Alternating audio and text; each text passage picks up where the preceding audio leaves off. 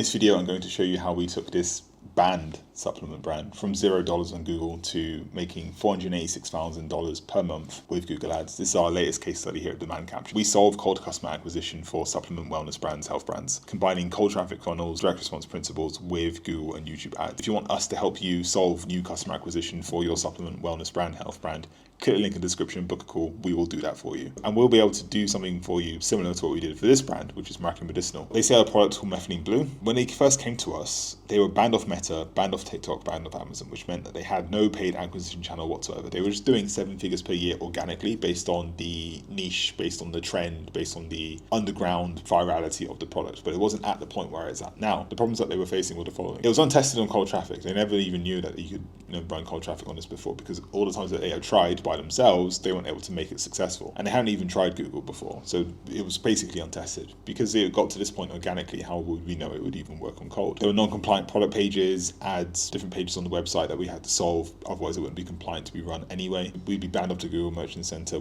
None of our ads would be approved. So you need to know what to do to be able to solve that so that you can then even run ads in the first place and stay compliant, because that's the whole point. There was also a danger of claiming any organic traffic as a paid conversion. So if they came to anyone else that didn't have the cold traffic focus to it, then what they would have done is just run branded search campaigns on the already high organic presence that was there, call it high ROAS, and then claim the media buying fee off the back of it. We're not interested in that. We clearly segment branded campaigns and non-branded campaigns, and we focus strictly on cold traffic. So that's something that we solved here, which was a problem they were facing when they first started with us. And they couldn't scale to 8 figures per year organically due to the bans on platforms and social media, due to platform limitations, due just to the time that it takes to be able to do that. So they wanted to invest in paid acquisition. They wanted to solve customer acquisition for their brand, and they wanted to be paid to acquire new customers so that they can sell them more stuff on the back end, so that they can increase their LTV, so that they can get more subscribers, and so that they can build a strong brand in this space to dominate everyone else and build towards an exit. So when we first started, they were at $0 in ad spend, 0 revenue.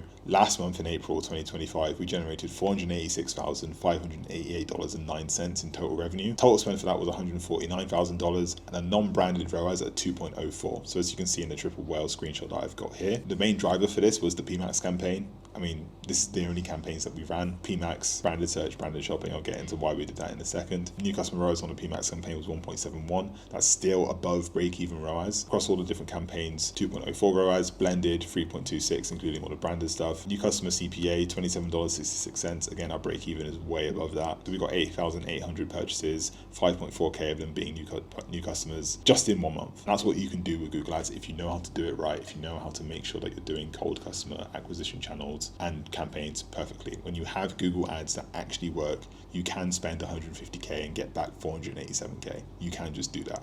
And in the rest of this video, I'm going to show you the 3 things that we did to be able to do that. Again, here's the campaigns that we ran. PMAX, branded search, branded shopping. Running a bit of demand gen now, we'll get into that in a second, but for the results that we did in April, as you can see, this is the April screenshot. We spent 42 cents on demand gen because we just launched it in May. So here you go. This is all we did. The game plan was really simple. Step 1 is that we wanted to make sure we were segmenting branded campaigns and non-branded campaigns, and we also wanted to set up the Chad PMAX. Chad PMAX, not really in sense of like all products. You never want to do that where you just throw all products into one asset group or one PMAX or one campaign and just scale that. But because it's just one SKU and one hero product, if you just have that one hero winning product and you want to build a whole, account structure around that, you can just do that with a PMAX campaign, full build, on search, on display, on shopping, and just go with that. And the reason why we segment and focus on cold traffic customers so much is because it's risky when you have a strong organic brand or you already have advertising going on across Meta primarily. You can make paid results on Google look much better just by hoovering up all of that branded traffic. And there's another brand that we're working with right now where 95% of all their stuff is on Meta. And if you look into their Google account, there was so much overlap. There was like 50% overlap because everyone was just searching for their brand name based on an ad that they saw on Meta. Now that we've segmented that out, you're able to see, okay, the actual overlap just from the branded campaigns is around 13% total, but 87% of all the purchases, which are coming from Google, which is a massive amount, are now coming from people who weren't even aware of the brand in the first place. Now that brand has that information, they can email them, they can text them, they can get them to buy again because it's a good product. So, and that's what you always want to do when it comes to any sort of advertising, but specifically on Google, because it is so easy to claim branded conversions as cold traffic conversions, and not what we do here. So the first step was to exclude all branded terms from all the relevant campaigns, which is just the PMAX, and dig deep into how people are finding the store, what search terms are they using, how can we feed that back into Google signals to then go after more of those customers. And the reason why you want to do this is because Google is only as good as the data that you give it. If you give it shit data, if you give it no data, then it's only able to go on what it's got. But if you give it just a little bit of a nudge, you never want to like confine it too much, right? But if you just give it a little bit of a nudge, then you're able to give it all the information it needs to be able to bid correctly, show the ads correctly, that type of stuff.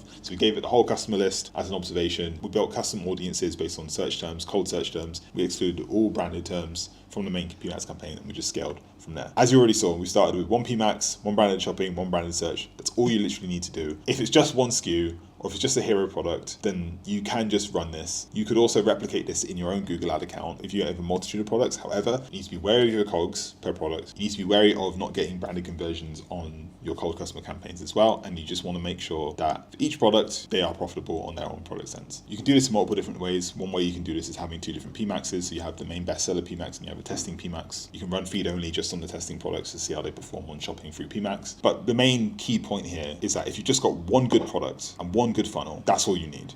You don't need to split everything into multiple campaigns. You don't need one high shopping campaign here and then like one low shopping campaign here and then two search campaigns to get like interested stuff and then one for like product set. Like you can just do it all in one thing and it works. This gives Google clearer signals. This makes sure that your signal density is really high. It's not split across all these different campaigns and Google doesn't know how to convert on this channel versus this channel. Just have it all in one thing and it's really good because PMAX isn't the black box that it used to be. And if you're spending enough, you'll get a Google rep on your account anyway, which is what we have for all of our accounts. And you should be using Micro as a script to be able to see and really dig down into the effectiveness of your PMAX campaigns so that then you can optimize them further.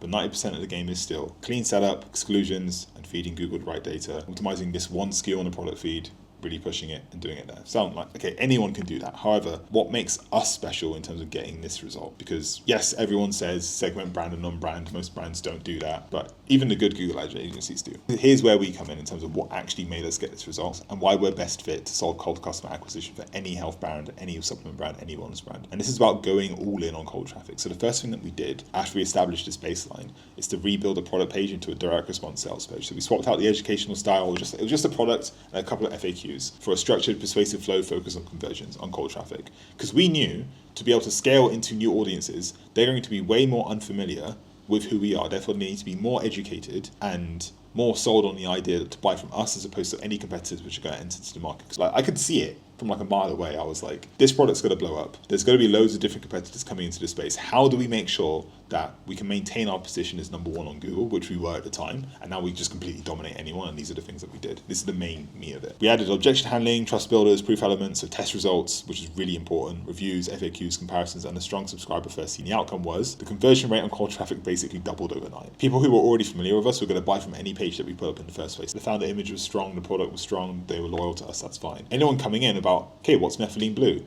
They need to be sold on who they are. If you take a look at all the other competitor pages, they're all just dog shit. They have no education on their all, no differentiation. They don't dimensionalize themselves at all. They don't tell the founder story. They don't really make it seem like it is a brand. Whereas for us, I knew we needed a conversion mechanism on top of the traffic, which is already going to be coming, on top of all the media that we're already buying. So we built this in-house. We don't just do Google ads. We do the full cold traffic conversion mechanism. So from the ads, that's YouTube scripts, that's the Google ads themselves, that's running them, that's media buying, the pre-sale pages, the actual product page itself, the order, the after sale, to increase AOV, to drop CAC, to acquire new customers, and to be aware of where that audience is, where the market is, how sophisticated the market is, to be able to position the ads in a way to be able to capitalize on that. This is where this came in. And that was lucky we did that because by late 2024, competitors entered the space with figures like RFK using methylene blue, Chase Hughes talking about it on Joe Rogan. We can no longer rely on just like, we were here first, like we're just the only people in the space. We have to prove that we were the best, reworking the funnel with evidence, clarity, and differentiation baked into every step. And this was especially important. This is the story I want to tell. So I remember the time, it was February 2nd, and Joe Rogan podcast dropped featuring Chase Hughes, and they talked about methylene blue for like the first 10 minutes, right? I checked the ads that morning because we're in the ad account every day, and if you weren't in the ad account every day, you wouldn't have seen this. It had already spent the $1,000 a day that we were already at, and it went up to like 2K because Google will overspend if there's more traffic there, but it's still within the 30-day average, right? And I was like, oh, something's happened here. I checked, the Joe Rogan podcast happened 2 hours before, so there was a massive search spike in terms of methylene blue and product awareness.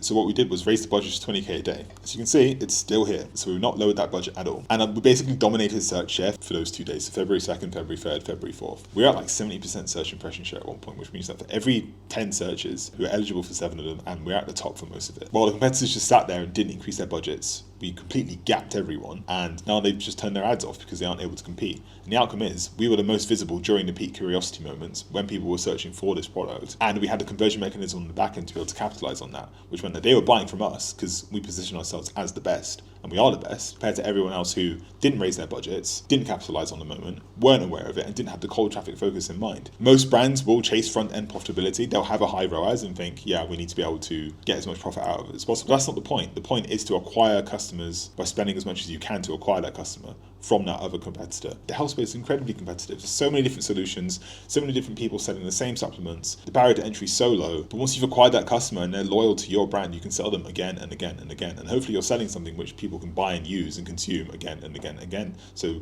when you're buying that first customer, if you can get it below break even, you're good. Like, just run the numbers. Run the 30-day, 60-day, 90-day, 180, 365. Like, you can run that. The best part about this was that we never went below break-even the whole point because we were aware of our numbers and we were able just to make sure that we're skirting that line of break-even at that whole time. So even if it was a cent that we were paid to acquire that customer, we still got paid to acquire that customer. And that's the whole point. You want to spend as aggressively as you can to steal market share, knowing that we'd win in the long term in terms of retention, upsells, belief in the product, repurchasing of the product, subscriptions, and new products that we'd be releasing at the same time. That's the whole point, right? And it takes someone just to understand when to go all in on opportunity. Don't hold back when metrics look good. We just spent more because the whole budget of when there was an opportunity to capitalize on, we peaked the budgets within 2 hours of it coming through. And because we were in the ad account every single day, we capitalized on that moment. If you're just leaving the ad account on a weekly basis, this would have just completely passed by you. It's been a little blip and you wouldn't have been able to pay attention to it. Whereas because I was in the ad account the whole time, we were able to raise the budgets and be able to capitalize on this to get this result that we have today. And this happened back in February, but our biggest month was in April. From the 2 months after that, we've still been able to dominate and increase and beat our record month after month after month. So it wasn't just because of this massive search trend, right? February, biggest month. March, our next biggest month. April, still our next biggest month. May, it's going to be even bigger because we've added YouTube into the play. You need to treat media buying like gambling. If there's a high effective value play there, you go for it instead of fearing about the short-term loss and having a media buying. And that's the mindset that we have, which was able to get this brand to this result, understanding the importance of our numbers, of our contribution margin, of our break-even CPA, of the effect of the different campaigns on the MER, on our COGS, on how much we can spend, on the CAC to LTV ratio on the back end, understanding the importance and value of that customer beyond what you're initially paying for it in the first place, because it's really down to you to make that customer worth more, right? If you can't spend that much to acquire a customer, that means that the customers that you're buying just aren't worth enough. And that's on you, because you can increase your AOV and you can sell them more stuff. You get them to buy again. And that's after you've acquired them. So if you make sure that your back end is really good, then you're able to scale this aggressively and get this result. And that's because our back end is really good compared to everyone else. And that's our moat. And we help you build that. There's a traffic mechanism with the Google and YouTube ads. There's a conversion mechanism with the actual page itself and the after sell.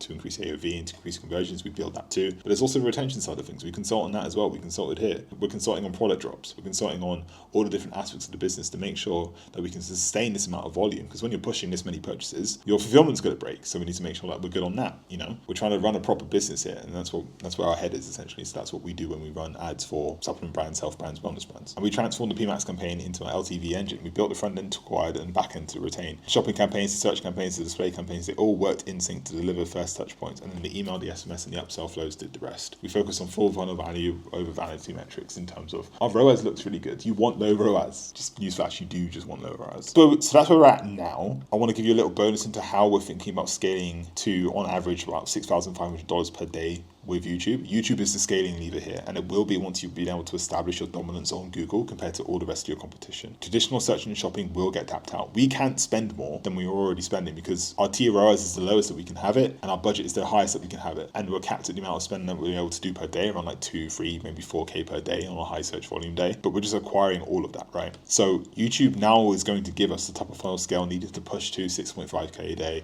back to our peak of 11K per day. And what we're currently focused on at the moment is creating compliant first creatives that pass Google's policy filters while still being highly converting. This is a problem when you have health, wellness, supplement brands. Google, you need to be more compliant. It's harder to run like grayish ad creatives on it compared to Meta, where you can just run like crazy stuff. Only one of the ads out of the whole batch that we have that we're running on Meta only works on Google right now. We're scaling that one, and that wasn't doing really well. But we as an agency are in the process of writing more ads to then be able to scale in Google further, and we also help on that end too. So we're building a creative machine to beat the compliance bottlenecks, and since Methylene Blue is non-compliant on most platforms, we need the volume of creatives to pass review. So once the creatives clear policy, we can then test aggressively for conversions and scale potential. And the outcome, which we're looking for, is to hit 10k plus new customers per month, all retargetable with repeat LTV. So at the moment, creative is the bottleneck. It's not the fulfillment, it's not the products itself, it's not the back end. The back end's really good. It is just back to the front end now that we solved search, shopping, display. We've been able to scale into Google. We're now going into YouTube. And when you can acquire 6,000 plus new customers per month, creative fatigue is going to become the bottleneck. Less so on YouTube because of just the mass amount of inventory that there is. Like, you can't really tap out people in terms of frequency because there's just so many people aren't being advertised to on YouTube with these type of creatives. But once you're able to crack that, then we're able to crack that properly. Just for context, in terms of another brand that we're working with, they were running again, this is the same brand I mentioned earlier, they were running 95% on Meta. We've now built a YouTube campaign funnel for them. Just the ads and media buying, we're already at 2 ROAS on YouTube, and their break even is like 1.2, 1.3. So we're able to scale that to the moon really aggressively. We're already spending like 300, 400, 500 a day on that one creative alone. Able to sustain that amount of spend is just incredible. And once you unlock that for your brand, it just changes the whole game, especially given that if you have a product which you care about your customers, you care about acquiring new customers, being above and beyond all the rest of your competitors and really beating them out, which is the main mindset that we have here, is the name of the game. So that's what we do. That's how we got this result. And if you want us to get a similar result for you, we're able to scale to 486k in 1 month and acquire 5.4k new customers like this, and this is the thought process behind it, then the first link in the description, book a call. We'll build up the whole cold customer traffic funnel for you. We'll run the ads, we'll write the ads, we'll build the pages. We will solve new customer cold acquisition for you if you are a supplement, health, or wellness brand. So click the link in the description, learn more about us, book a call if that interests you, and watch this video on screen to learn more, because loads of more content on the channel about Google Ads. So if you just want to run it yourself, all the information is there.